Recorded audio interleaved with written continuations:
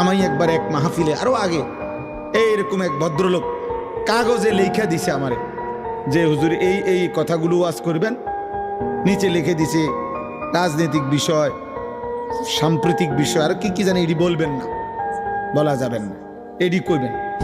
পরে আমি বললাম যে আঙ্কেল, এই যেগুলো লিখছেন আপনি এগুলো আর এগুলো বাদ দিয়া শুধু এগুলো ঠিক রাখা ওয়াজটা কেমনে করলে সুবিধা হয় এটা স্যাম্পল হিসাবে আপনি 10টা মিনিট আগে কম কইলে আমি ওইটার ব্যাখ্যা করব।